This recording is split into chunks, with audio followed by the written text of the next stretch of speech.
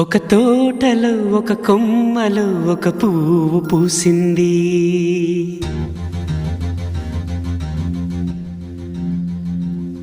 మహారాణిలా మహాలక్ష్మిలా ఆ పువ్వు నవ్వింది.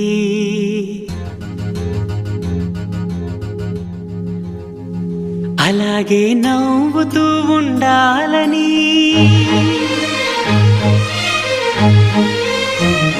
అలాగే నవ్వుతూ ఉండాలని నింగి నేల వాగు వంక చెట్టు చేమ గువగూడు ఆశీర్వదించాయి.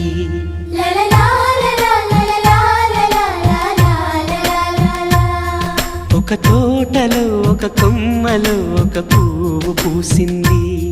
మహారాణిలా మహాలక్ష్మిలా ఆ పువ్వు నవ్వింది.